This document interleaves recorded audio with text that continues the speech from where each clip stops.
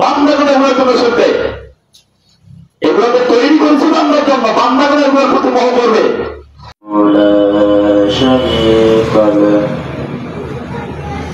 ونشهد أن وسيدنا وسندنا وحبيبنا وطبيبنا وطبيب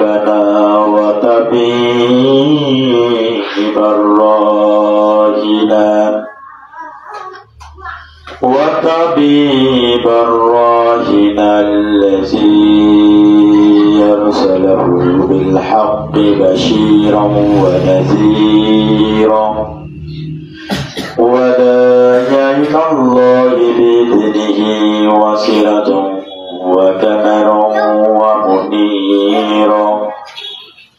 فقد قال الله تعالى في كلامه المجيد وفرقانه الحميد: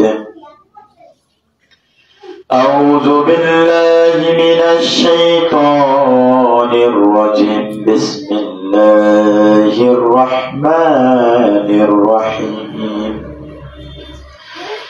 إن الإنسان لربه لكنود. وقال تعالى: خلق الإنسان من نطفة فإذا هو خاسر مبين. وقال تعالى: خلق الإنسان من صلصال كالفخار. صدق الله العظيم وصدق الله الكريم. আলহামদুলিল্লাহ। আমরা আলোচনা শুরুতে সেই মহান আল্লাহ পাক রব্বুল আলামিন মহিয়ান গুরিয়ান, যিনি সমস্ত পৃথিবীর মালিক, আসমানের মালিক, জমিনের মালিক, আপনার আমার সৃষ্টিকর্তা, রিজিকদাতা। আজকে পবিত্র জুমাবার রাসূল পাক সাল্লাল্লাহু আলাইহি ওয়াসাল্লাম বলেছেন, যারা গরিব মানুষ, যারা হজ করার সামর্থ্য রাখে না, কিন্তু আমার কোন গরিব উম্মত যদি শুক্রবারের দিন সেদে গুজে সুন্দর করে নামাজ পড়ে, উজু করে, পারফিউম মাখে, আতর মেখে, পরিষ্কার পরিচ্ছন্নতা হয়ে ইমাম খুতবা দেওয়ার আগে যদি মসজিদে প্রবেশ করে, আল্লাহ পাক রব্বুল আলামিন ওই সমস্ত মানুষদেরকে হজের সমপরিমাণ সওয়াব দান করেন। সুবহানাল্লাহ। সেই মহান আল্লাহ পাক রব্বুল আলামিনের দরবারে কণ্ঠ উজাড় করে শুকরিয়া জ্ঞাপন করছি, বলে আলহামদুলিল্লাহ। আর একটু আওয়াজ দিয়ে বলে আলহামদুলিল্লাহ। দরুদ ও সালাম পেশ করতে সাইয়্যিদুল মুরসালিন খাতামুন নবিয়্যিন। বাংলাদেশের এক প্রান্ত থেকে গুটি কয়েক মুসলমান একত্রিত হয়ে সেই মদিনার রওজা প্রান্তে আহমদ মুস্তাফা, মোহাম্মদ মুস্তাফা, সকলে বলি সাল্লাল্লাহু আলাইহি ওয়াসাল্লাম। আত্মার মাগফিরাত কামনা করছি ওই সমস্ত মুমিন মুজাহিদ যারা আল্লাহর রাস্তায় কোরআনকে কায়েম করতে দিয়ে, কোরআনকে বিজয় করতে দিয়ে, যুগে যুগে কালে কালে শরীরের তাজা রক্ত দিয়েছে, তালিমের জামখানায় বন্দী হয়েছে, বাতিলের চক্ষু রাঙ্গানি আইফেল টাইফেলের গুলিতে মারা গেছে, আত্মহত্যা করেছে, এমন ভাবে জোর প্রেশার ক্রিয়েট করে বাতিল শক্তির কারণে যারা মারা গেছে, আল্লাহ পাক রব্বুল আলামিন যেন ওই সমস্ত শহীদদেরকে আল্লাহ পাক যেন জান্নাতের উচ্চ মাকাম দান করে, বলি আল্লাহুম্মা আমিন।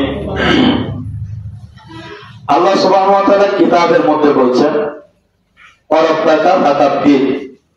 দুনিয়ার কোন মুমিন মানুষ যদি কারো নামে স্লোগান দিতে হয়, যেন কোন মানুষের নামে, কোন ব্যক্তির নামে, কোন মাজারের নামে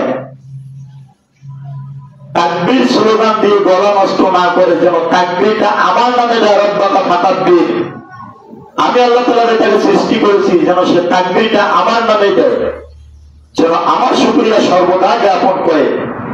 আমরা যারা ঈমানদার মুসলমান আজকে এখানে এসেছি, আমরা জীবনের যে হালতে থাকি না কেন, সর্বদা আমাদের জবান দিয়ে একটা শব্দ বের হবে, আলহামদুলিল্লাহ।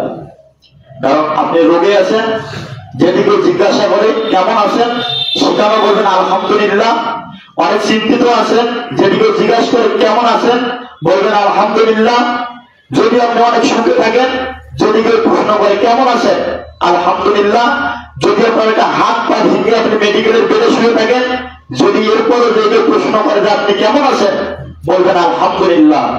প্রশ্ন আসতে পারে, সুস্থ স্বাভাবিক ছিলাম, আলহামদুলিল্লাহ বললাম, কিন্তু এখন আমি অসুস্থ, এখন আমার একটা পা নাই, আমি মেডিকেলে শুয়ে আছি, এরপরে কেন আলহামদুলিল্লাহ বলবো?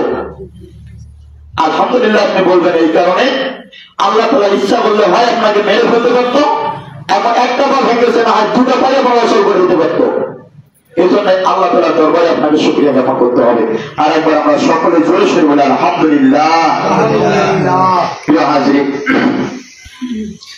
জুমার দিনে খুব সংক্ষিপ্ত আকারে আলোচনা করার সুযোগ পাওয়া যায়, তাই আমরা সময় নষ্ট না করে আমরা আমাদের মূল কার্যক্রমের দিকে এগিয়ে যাই। আজকে নির্ধারিত আলোচ্য পয়েন্ট, আলোচনার বিষয়, আলোচনার সাবজেক্ট হলো যে মানুষ বড়ই মহারাম। মানুষ আল্লাহ তাআলাকে কেন ভুলে গেল? মানুষ আল্লাহ তাআলার এত কিছু ভক্ষণ করার পরও আল্লাহ তাআলার ইবাদত করে না। আলোচ্য বিষয়ের মূল পয়েন্ট যেটা হলো মানুষ বড়ই মহারাম। তো আমরা সময় নষ্ট না করে, সময় খুবই সংক্ষিপ্ত পাবো, আমরা সরাসরি আলোচনার দিকে চলে যাচ্ছি।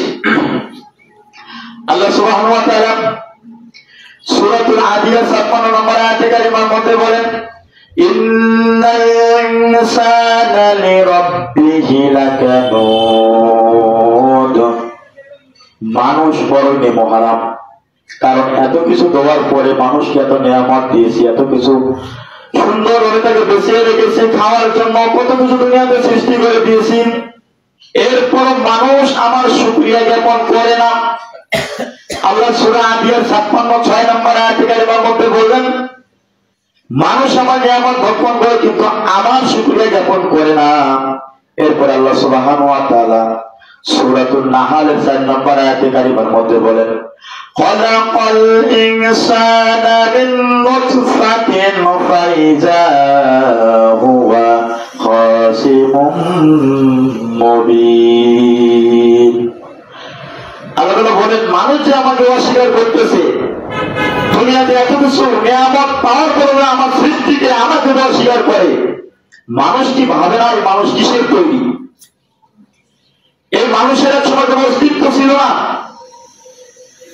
তুমি আর চেয়ারম্যান হতে পারো, যুবক হতে পারো, মেম্বার হতে পারো, আপনি রাষ্ট্রের অনেক বড় দায়িত্বে থাকতে পারেন। আল্লাহ তাআলা বলছে এক সময় তোমার কোনো অস্তিত্ব ছিল না। আল্লাহ তাআলা সূরাতুন নাহলের 4 নম্বর আয়াতে কারিমার মধ্যে বলে, খালাকাল ইনসানা মিন নুতফাতিন ফাইযা হুয়া খাসিমুম মুবিন। যে আমি আল্লাহ পাক রব্বুল আলামিন মানুষ সৃষ্টির দিকে তাকান, আমি আল্লাহ পাক রব্বুল আলামিন মানুষদেরকে সৃষ্টি করেছি বীর্য থেকে, নাপাক পানি থেকে। যে নাপাক পানি পুরুষের বীর্যপাত হলে তার উপরে ফরজ গোসল, ফরজ হয়ে যায় গোসল তার জন্য। এটা দুর্গন্ধ বিশ্রীযুক্ত একটা পানি দিয়ে আমি মানুষকে তৈরি করলাম। এরপর আল্লাহ পাক রব্বুল আলামিন সূরা রহমানের 14 নম্বর আয়াতে কারিমার মধ্যে বলেন, খালাকাল ইনসানা মিন সালসালিন কাল ফাখখার। মানুষকে আমি সৃষ্টি করেছি খনখনে মাটি থেকে, মানুষকে তৈরি করেছি খনখনে যুক্ত মাটি থেকে। এরপর আল্লাহ পাক রব্বুল আলামিন সূরাতুল আলাকের 2 নম্বর আয়াতে কারিমার মধ্যে বলেন, খালাকাল ইনসানা মিন আলাক। আমি মানুষকে সৃষ্টি করেছি রক্ত জমাট পিণ্ড থেকে। কয়েকটা জায়গায় আল্লাহ তাআলা মানুষের সৃষ্টির রহস্য কয়েকভাবে বর্ণনা করলেন। আল্লাহ তাআলা সূরা নাহলের 4 নম্বর আয়াতের মধ্যে বলেন, মানুষকে সৃষ্টি করেছি আমি বীর্য থেকে, নাপাক পানি থেকে। সূরা রহমানের 14 নম্বর আয়াতে কারিমার মধ্যে বলেন, মানুষকে সৃষ্টি করেছি খনখনে মাটি থেকে। এরপর সূরা আলাকের 2 নম্বর আয়াতে কারিমার মধ্যে বলেন, মানুষকে সৃষ্টি করেছি আমি জমাট বাঁধা রক্ত থেকে। কয়েকটা আয়াতে মানুষের কয়েকভাবে উদাহরণ দেওয়া হলো মানুষ কিসের কিসের সৃষ্টি, কিন্তু যিনি মূল সর্বপ্রথম যে ব্যক্তিকে সৃষ্টি করা হয়েছে আমাদের আদি পিতা আদম আলাইহিস সালামকে, তিনি হচ্ছেন 1 নম্বর মাটির তৈরি, খনখনা মাটি দ্বারা তাকে তৈরি করা হয়েছিল। এখন বিজ্ঞান এই বিষয়টাকে অ্যানালাইসিস করেছে, তাফসীর গ্রন্থের মধ্যে ঘরে এসেছে মানুষ যে মাটির তৈরি, কারণ মানুষ মাটি থেকে উৎপন্ন হওয়া, নির্যাস মাটির থেকে উৎপন্ন হওয়া, ফসল ফল ফলাদি খেয়ে মানুষ রক্ত পিণ্ড পায়, শরীর পায়, যৌবন পায়, সেখান থেকে মানুষের রক্ত হয়, সেখান থেকে মানুষের বীর্য হয়। এই থেকে আল্লাহ তাআলা বললেন আমি মানুষকে সৃষ্টি করেছি বীর্য থেকে। এরপরে বললেন মানুষকে সৃষ্টি করেছি আমি জমা করা রক্তপিণ্ড থেকে। মানুষের এক পুরো বীর্য পানি যখন মায়ের ইহরামের মধ্যে ঢুকে পড়ে, এই ইহরামের মধ্যে পানিটা ঢোকার পরে মানুষকে আল্লাহ সুবহানাহু ওয়া তাআলা আস্তে আস্তে মানুষ রূপে একটা মাংসপিণ্ড তৈরি করে। আর এই মাংসপিণ্ডটাকে আল্লাহ সুবহানাহু ওয়া তাআলা নিজের কুদরতি নজর দিয়ে আস্তে আস্তে এমন ভাবে রূপরেখাকে তৈরি করে, কারণ পৃথিবীতে এখন অবধি আল্লাহ তাআলা যা কিছু তৈরি করেছেন সব ফেরেশতাদের মাধ্যমে তৈরি করেছেন। আল্লাহ রাসূল বলছেন আল্লাহ তাআলা সব কিছু দুনিয়ার জমিনে ফেরেশতার মাধ্যমে তৈরি করেছেন, শুধু মানুষের চেহারা মানুষকে আল্লাহ তাআলা স্পেশালি তৈরি করেন তার কুদরতের হাত দিয়ে। বলেন সুবহানাল্লাহ। কারণ মানুষকে যদি আল্লাহ তাআলা সৃষ্টি না করতেন, পৃথিবীতে কত লক্ষ লক্ষ কোটি কোটি মানুষ, মিলিয়ন মিলিয়ন মানুষ, কারো চেহারার সাথে কারো চেহারার কখনো মিল হয় না। যত মানুষের দেখেন না কেন, কত মানুষ আল্লাহ তাআলা তৈরি করেছেন, কিভাবে রূপরেখা দিয়েছেন, কোন ব্যক্তির চেহারার সাথে কোন ব্যক্তির চেহারা মিলবে না। মানুষের ফিঙ্গার প্রিন্ট দেখেন হাতের গায়ে একটা বেড়া বেড়া ঘোষার মতো, এই ফিঙ্গার প্রিন্টটাও মানুষের সাথে একে অপরের সাথে মেশে না, কিন্তু হাতে দেখতে সবাই সমান। আল্লাহ তাআলা বলছেন এই জন্য আমি আমার বান্দাকে কুদরতি হাত দিয়ে বান্দাকে সৃষ্টি করেছি মাহের ইহরামের মধ্যে। এরপরও কি মানুষ এত কিছু জানার পরে আমার নিয়ামতকে অস্বীকার করবে, আমি আল্লাহ তাআলাকে অস্বীকার করবে। এরপরে আল্লাহ সুবহানাহু ওয়া তাআলা বলেন যে মানুষকে কয়েকটা পদ্ধতি দিয়ে তৈরি করার চেষ্টা করলাম। যদি আমরা সচরাচর একটা চার দোকানে যাই, দিয়ে বলি যে ভাই এক কাপ চা দেন, চা কিন্তু খালি চা হয় না, চা বানাতে গেলে পানি দিতে হয়, চা দিতে হয়, রং দিতে হয়, চিনি দিতে হয়, সব কিছুর সমন্বয়ে একটা চা তৈরি হয়। আল্লাহ তাআলা বলছেন মূল মানুষকে তৈরি করেছে আমি মাটি থেকে, আর মাটি দ্বারা উৎপাদিত নির্যাস ফলমূল খেয়ে মানুষ তৈরি হয়েছে, মানুষ বলবান হয়েছে, মানুষ শক্তি সঞ্চয় করেছে, মানুষের রক্ত হয়েছে, মানুষের মাংস হয়েছে, মানুষের হাড্ডি হয়েছে, সেখান থেকে মানুষের বীর্য হয়েছে। আর এই বীর্য থেকে আমি মানুষকে সৃষ্টি করলাম। মায়ের ইহরামের মধ্যে যখন এই বীর্য ঢুকে গিয়েছে, এই বীর্যটাকে আমি আল্লাহ তাআলা রক্তপিণ্ডে পরিণত করেছি।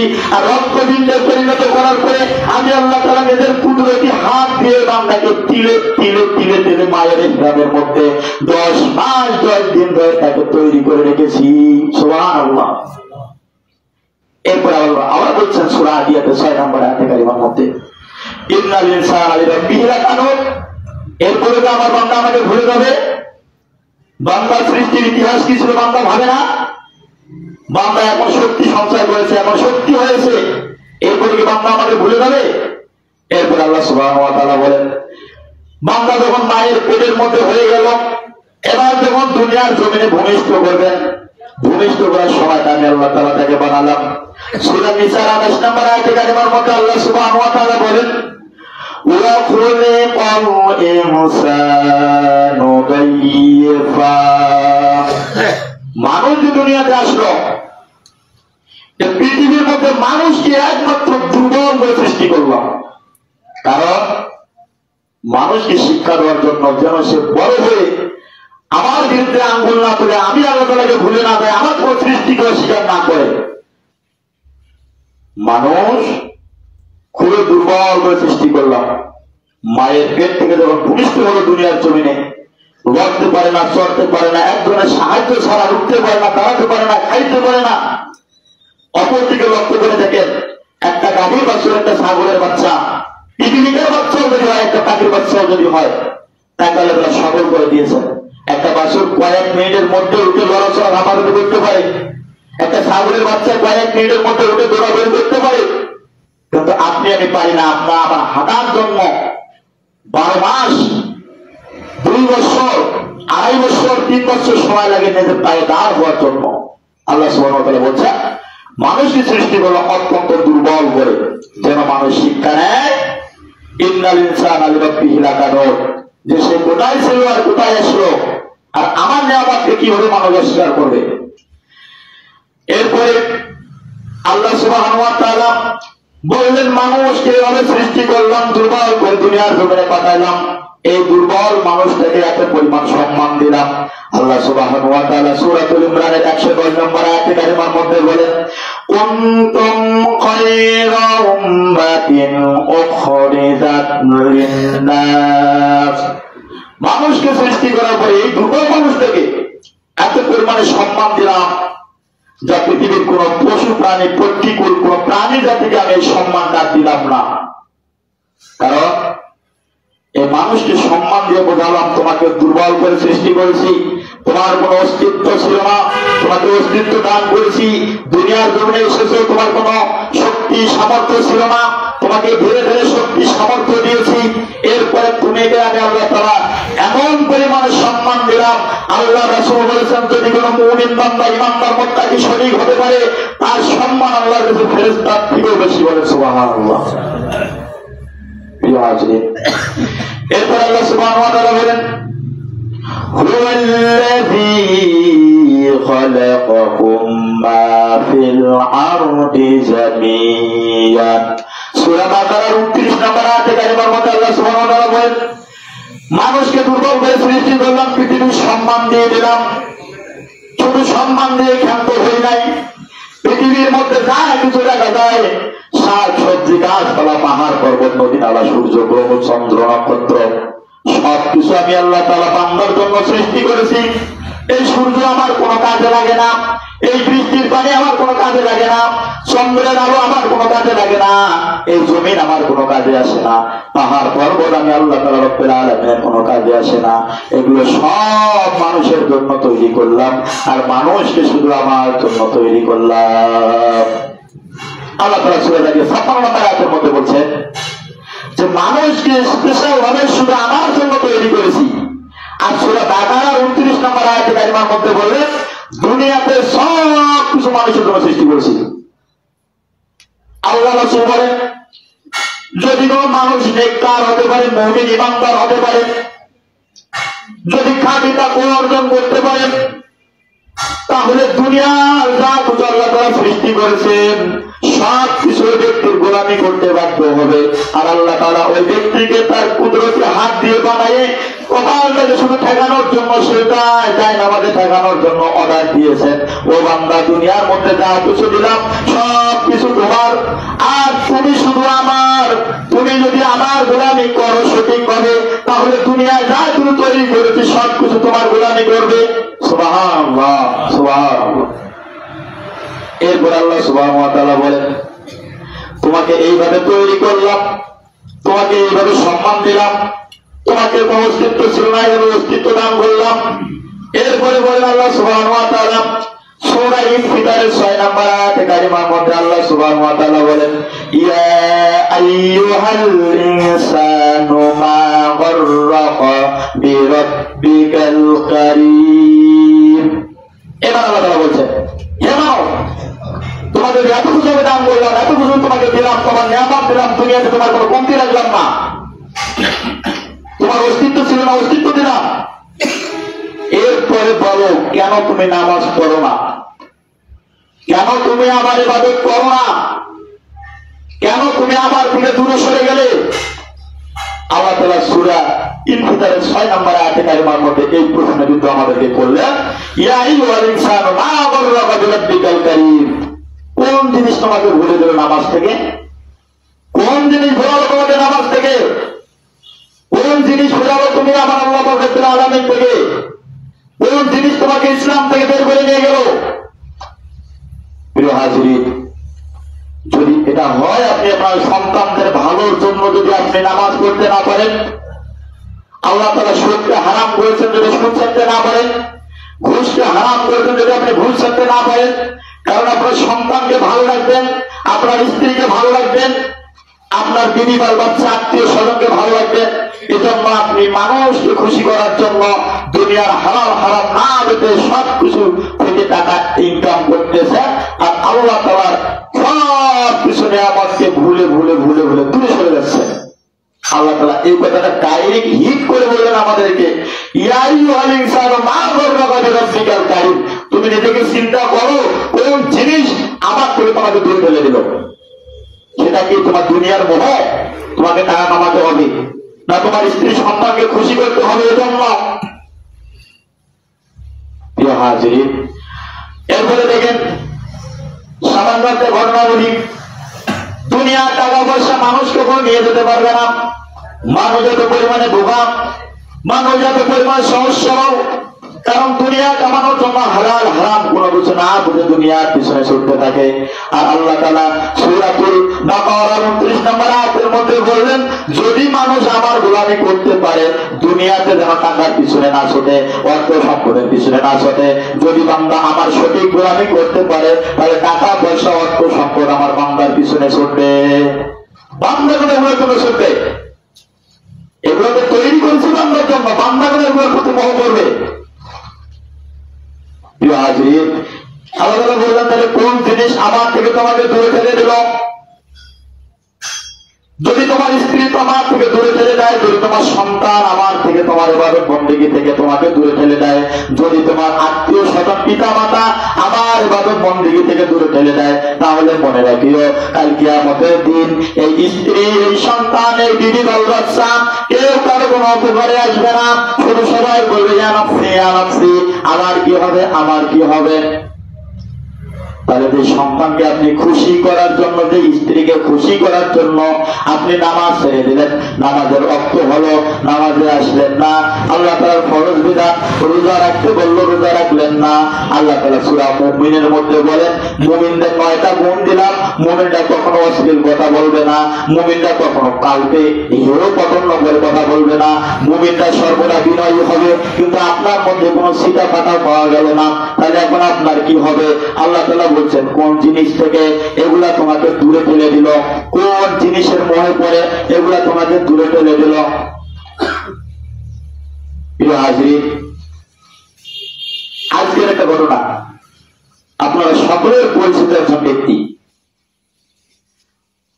কয়েকদিন আগে, মিনিমাম 3-4 দিন আগে আমাদের সাথে দেখা হয়েছিল। সুন্দর সুন্দর সুস্থ একজন মানুষ হেঁটে গেলেন আমাদের সাথে কথা বলে।